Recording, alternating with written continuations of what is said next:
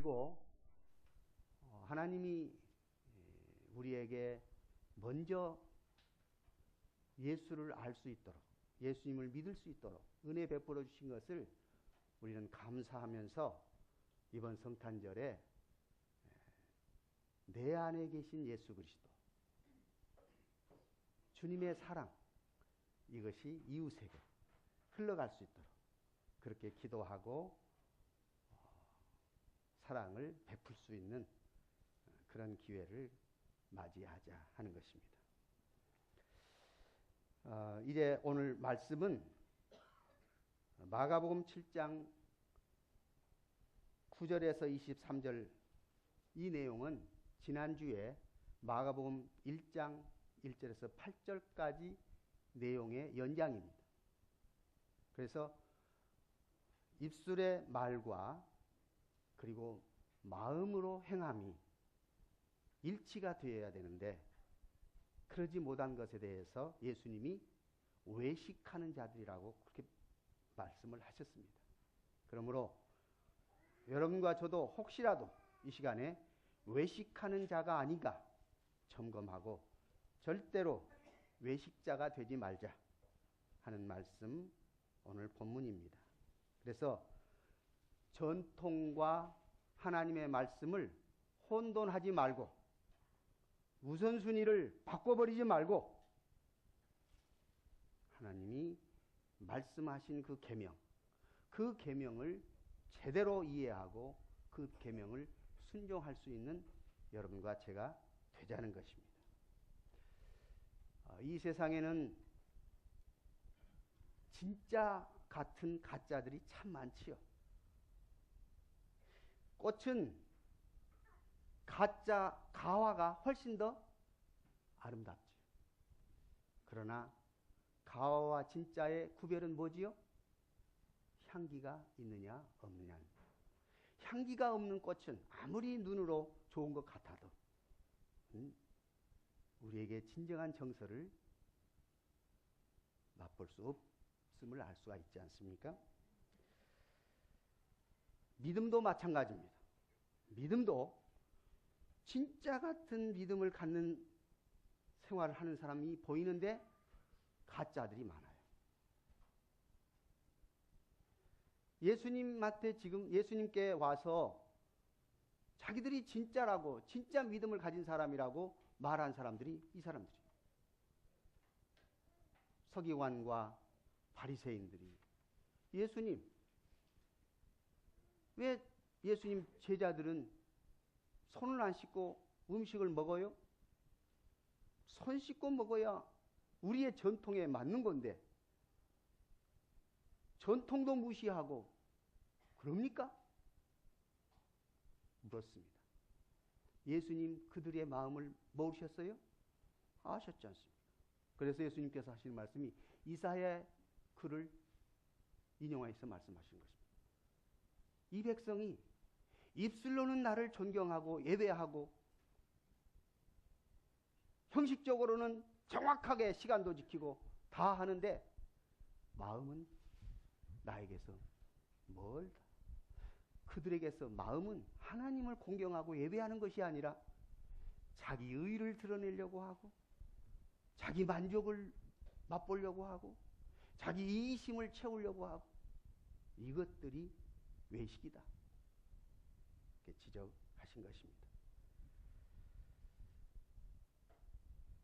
우리가 드라마나 영화를 보면 얼마나 현실감 있게 연기를 잘합니까? 그래서 요즘에 어떤 드라마는요, 그 극 중에 주인공을 곧 죽여야 된다고 하면 막 문자나 전화를 해가지고 절대로 주인공 죽이지 말라고 그렇게 한답니다. 이게 현실 같거든요.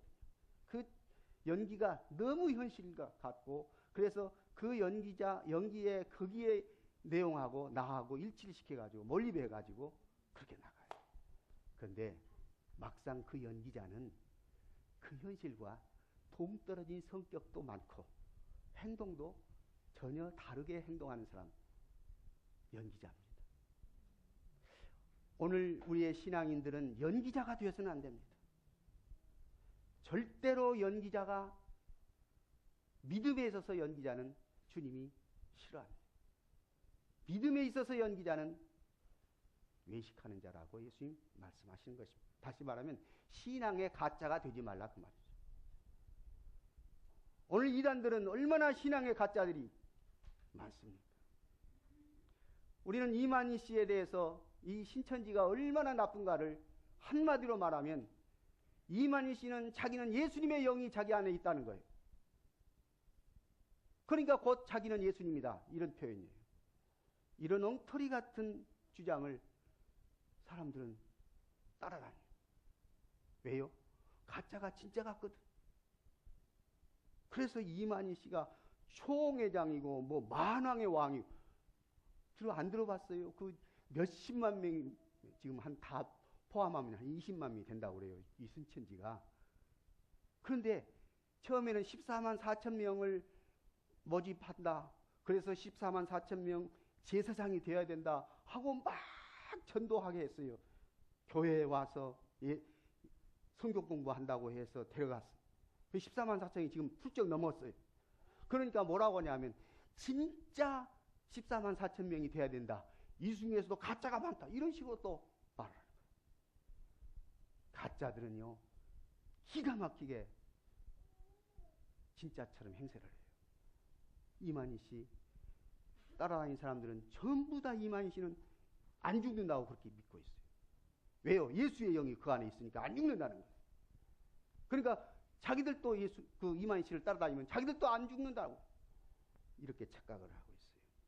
다 외식하는 자들입니다. 외식하는 자들을 우리가 그런데 구별할 줄 알아야 돼요. 영분별이 있어야 돼요. 어떻게 하면 영분별할 수 있을까요? 하나님의 말씀을 제대로 알면 영분별이 되는 거예요.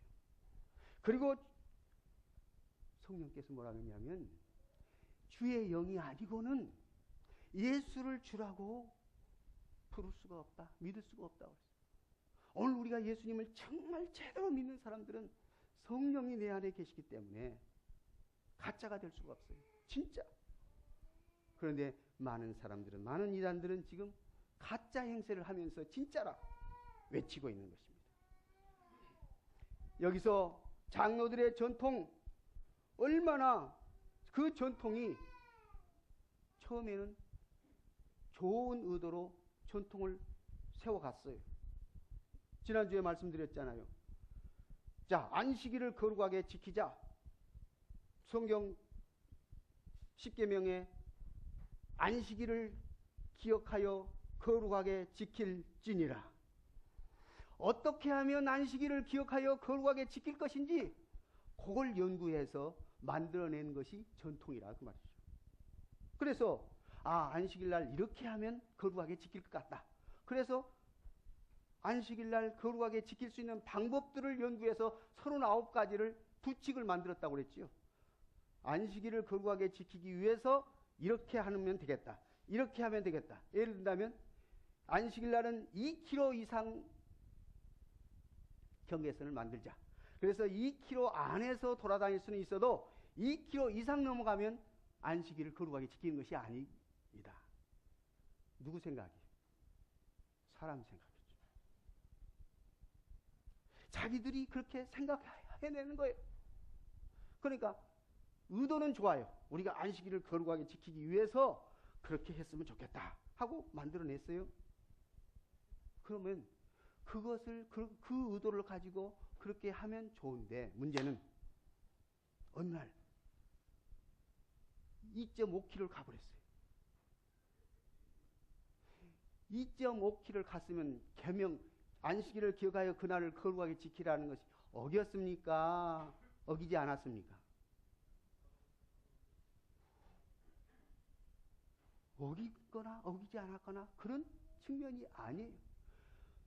다시 말하면 안식일을 거룩하게 지키기 위해서 마음에 정말 하나님을 찬양하고 예배하고 그렇게 해서 아마 눈 감고 하나님 찬양합니다 하고 가다가 2.5km를 아마 갔을지도 몰라요.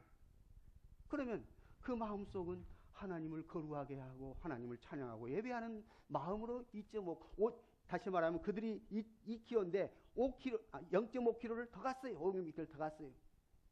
그런데 장로들의 전통은 0.5kg를 더 갔으니까 안식일을 거룩하게 지키지 못했다.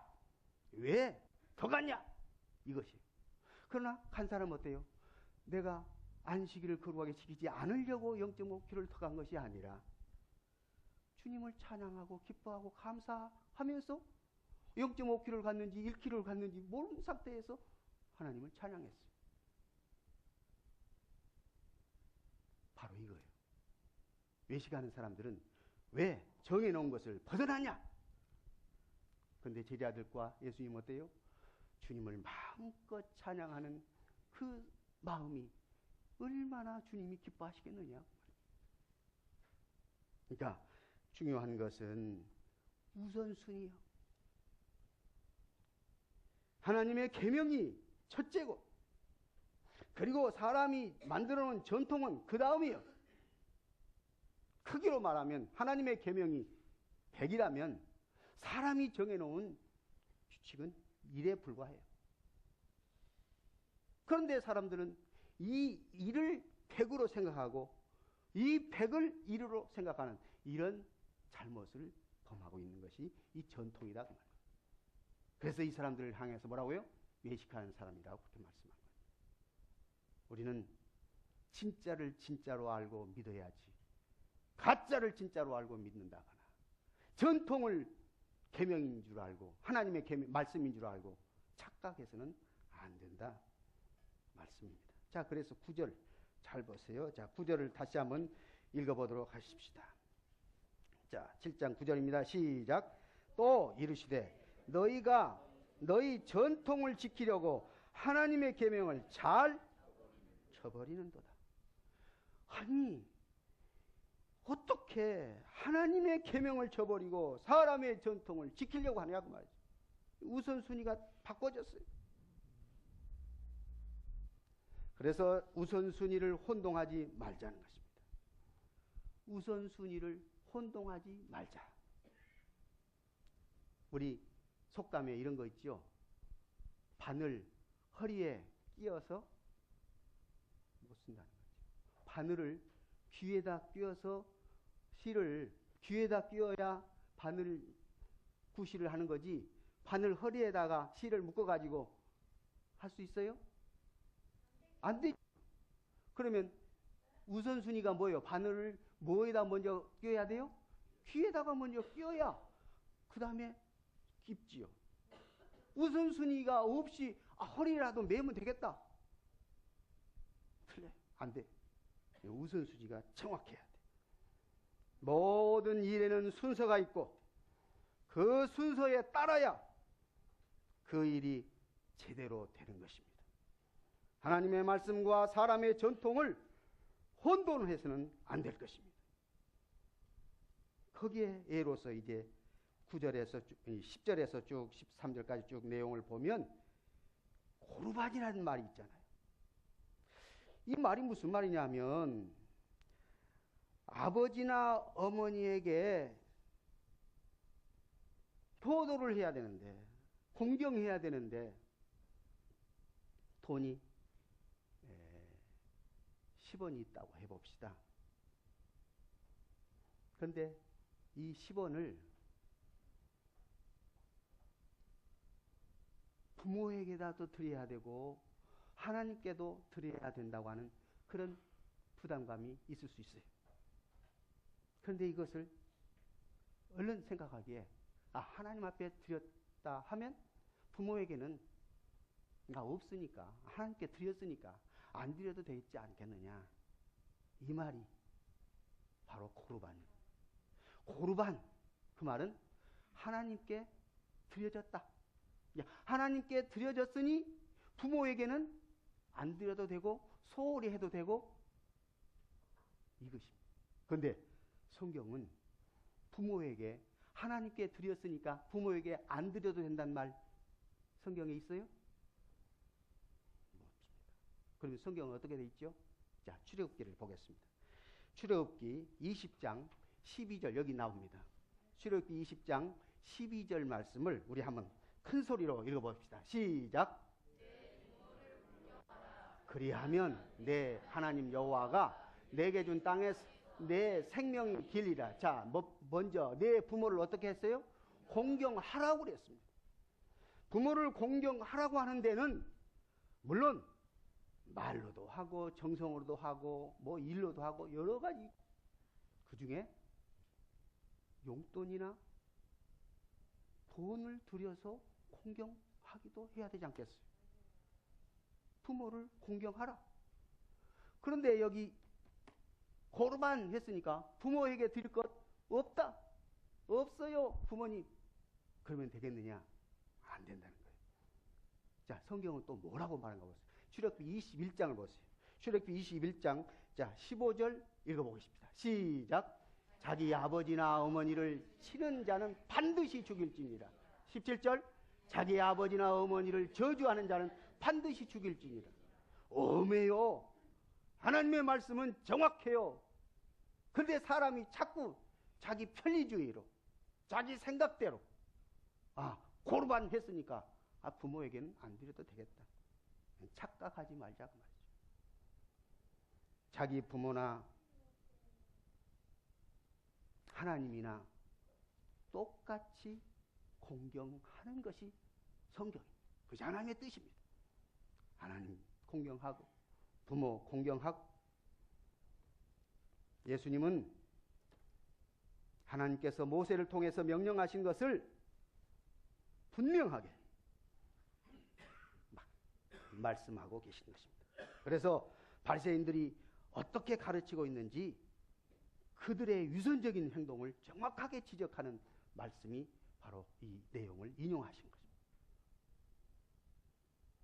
바리새인들은 자신들의 전통, 곧 위선적인 행위, 종교적인 행위, 이것들을 하나님의 말씀보다도 더 위에다 두어가지고 하나님의 말씀을 무시하는 이런 일을 범하고 있는 것입니다.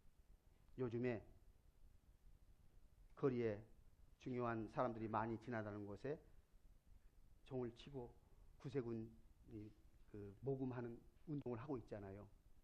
그런데 어디에 가면, 저는 안 봤는데 어디에 가면 거리가 이 중간에 도로가 있으면 양쪽에서 종을 똑같이 빨간 옷을 입고 여기서 땡그랑 여기서 땡그랑 양쪽에서 하더래요. 그래서 왜 어떤 거인가 하고 자세히 봤더니 여기는 구세군인데 여기는 다른 단체예요. 다른 단체가 하고 있어요. 서로 경쟁하고 있는 거예요. 자, 물론 이쪽도 다른 단체가 모금해가지고 어디를 돕겠다 그런 의도로 아마 하겠죠. 그러나 벌써 사람들의 눈초리가 달라진 거예요. 좋은 의도로 하지만 다른 사람들이 볼 때 이건 다른 때를 이용하든지 다른 장소를 이용하든지 해야지. 양쪽에서 경쟁하고 이런 것들이 얼마나 위선적인 것인지 깨달아야 할 것입니다. 또 우리가 지금 현실적으로 생각해 볼 때 11조를 했어요. 11조를 했으니 하나님 앞에 11조를 했고 그러니 부모에게 좀 소홀히 해도 되겠다. 이것이 고르반과 똑같은 생각입니다. 또 내가 11조를 했으니 구제하는 것은 안 해도 되지 않느냐. 11조를 했는데 저기서 저렇게 종치고 모금을 해도 나는 11조 했으니까 정말 사랑하는 마음, 구제하는 마음이 사라지는 그런 일들이 우리에게 만약 그렇게 생각하고 있다면 이것이 편리주의요. 이것이 바로 전통을 하나님 계명보다도 더 우선적으로 생각하는 결과가 되고 마는 것입니다. 자, 그래서 그것을 분명히 예수님이 말씀하시면서 고르반 제도가 좋은 것이지만은 고르반 제도가 나쁜 거 아니잖아요. 좋아요. 고르반 제도가 좋은 거지만은 고르반 제도를 빙자해서 부모님을 공경하지 않는 것은 그건 하나님의 계명을 어긴 것과 같다 말씀하시는 것입니다. 그 다음에 두 번째 이제 14절부터 쭉 24절까지 먹는 문제에 대해서 들어가는 것과 나오는 것에 대한 차이점에 대해서 말씀을 하십니다. 예수님은 사람을 더럽히는 것이 사람에게 들어가는 것보다는 나오는 것이 사람을 더럽게 하는 것이다 말씀하셨습니다. 그렇지요. 우리 지난주에 이 이야기를 잠깐 했죠. 중요한 것은 우리가 나오는 것, 곧 나오는 것이 뭐예요?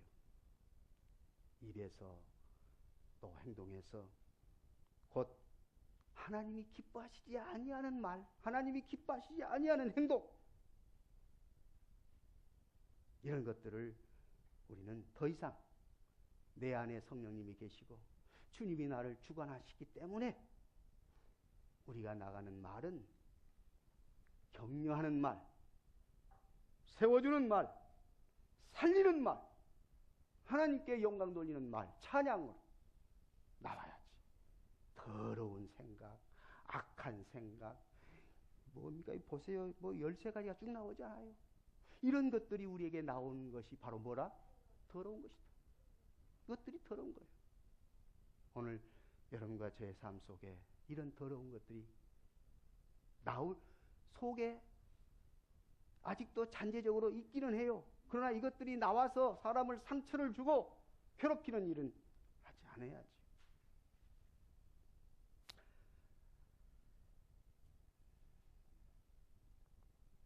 우리는 우리 안에 사랑으로 다른 사람들을 돌보고 다른 사람들에게 위로를 주고 사랑을 줄 수 있도록 힘써야지 해야 되지 않겠습니까? 콩이냐 팥이냐 의로우냐 안 의로우냐 거룩하냐 거룩하지 않냐 이것 따지자고 주님 말씀 우리에게 주신 거 아니에요. 율법은 우리가 죄인지 아닌지 가려주기 위해서 율법을 주셨어요. 그러나 이제는 더 이상 율법을 들여다보고 이것이 옳으냐 그러냐 거룩하냐 거룩하지 않느냐 죄냐 아니냐 이걸 따지고 있지 말라 그랬어요. 예수님이 내 안에 계시기 때문에 나는 이제 내가 하는 모든 행동이 주님을 기쁘시게 하는 일이요 주님께 영광 돌리는 일이어야 돼. 그렇기 때문에 예수님은 율법을 완성했다고 그랬어요. 예수님 안에서 율법을 보세요. 마태복음 5장 17절. 자, 마태복음 5장 17절 한번 띄워주세요. 자, 읽겠습니다. 마태복음 5장 17절 시작. 내가 율법이나 선지자를 폐하러 온 줄로 생각하지 말라. 폐하러 온 것이 아니요 완전하게 하려 함이라. 율법은 예수님 안에서 완성했습니다. 그러니까 예수 믿으면 모든 율법을 우리는 지킬 수가 있고 또 이미 지킨 것입니다. 그래서 이제 더 이상 이 음식이 더러운가 더럽지 않는가 이것이 의로운가 의롭지 않는가 이거 따지고 시간 내지 말고 예수 안에서 예수님의 사랑이 나갈 수 있도록 율법의 완성자는 하나님 예수님이시기 때문에 더 이상 이 유대인들이 고수하던 음식을 가지고 거룩한가 거룩하지 않는가 그런 것을 따지고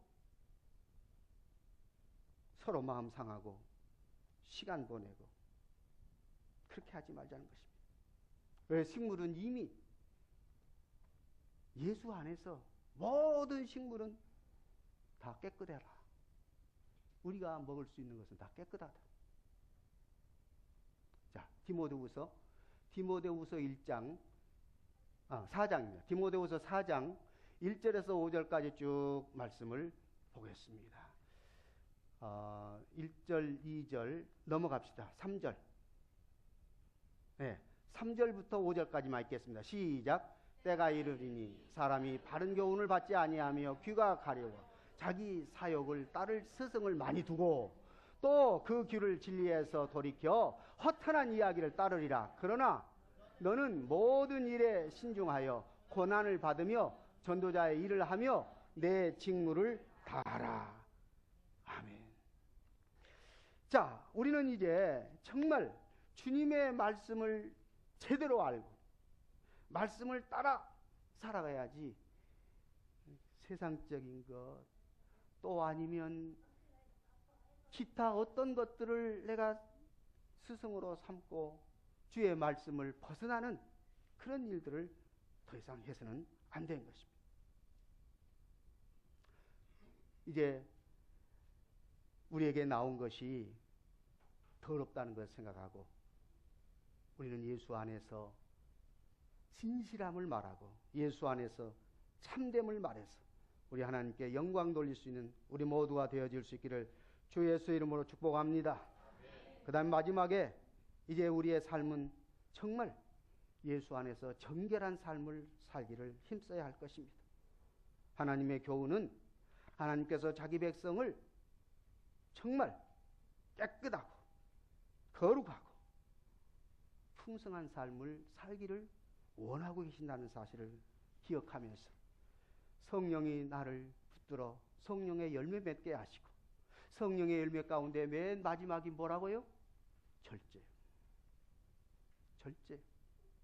이제 우리는 어떤 것을 할 수도 있어요. 그러나 이것이 주님을 기쁘시게 하는 일인가 생각하고 주님 기쁘시게 하는 일에 힘써야지. 그리고 만약에 내 속에 쓴뿌리가 나와서 나쁜 일을 하려고 하는 나쁜 생각을 하려고 하면 스톱! 절제해야 돼. 그리고 하나님이 원하시는 것을 할 수 있도록 해야 됩니다. 더 이상 사람이 만들어 놓은 전통이나 규칙보다도 훨씬 더 우선하는 하나님의 말씀에 귀를 기울이고 하나님의 말씀에 순종자가 될 수 있기를 주의 이름으로 축복합니다.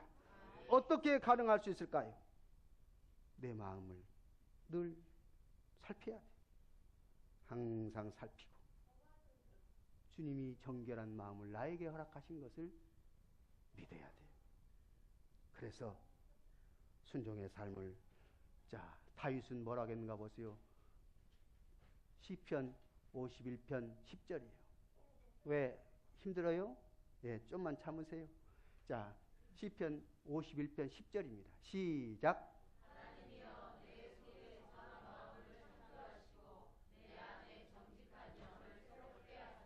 날마다 우리는 엎드려야 됩니다. 하나님, 내 마음을 살피시고 정직한 마음을 주시고 주의 영으로 충만케 하여 주옵소서. 기도할 수 있기를 원합니다. 성령의 지배를 받을 수 있기를 원합니다. 순종의 삶을 살 수 있기를 원합니다. 반드시 주님이 가르쳐 주셔요. 우리가 주님 앞에 엎드리기만 하면 주님의 뜻을 찾고자 하면 주님이 보여주시고 가르쳐 주시고 인도하십니다. 잠언 3장 3절에서 5절까지도 보면 우리가 정말 내 생각을 앞세우지 아니하고 내 명철을 따라서 행동하지 아니하고 주님 말씀에 순종하기를 원하면 주님은 보여주신다고 했어요. 보여주세요. 가르쳐 주세요.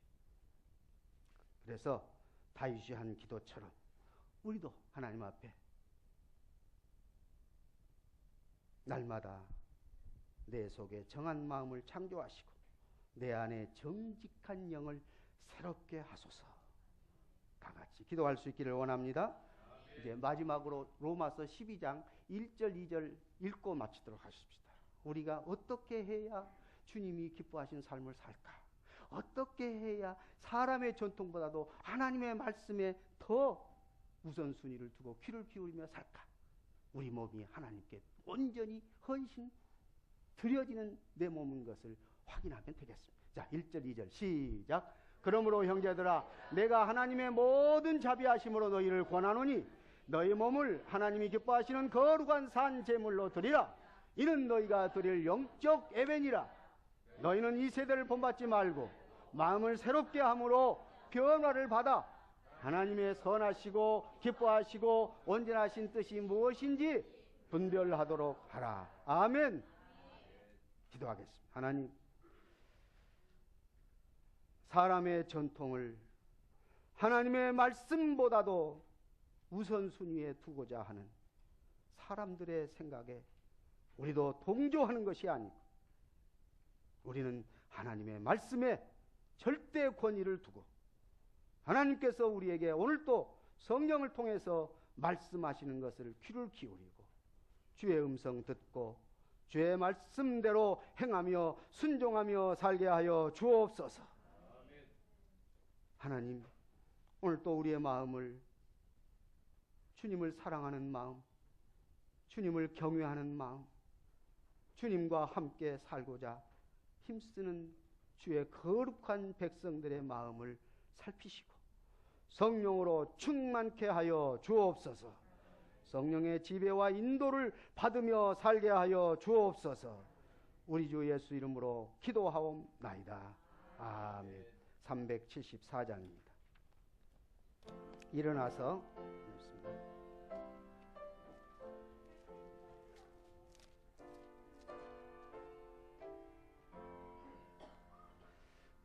나의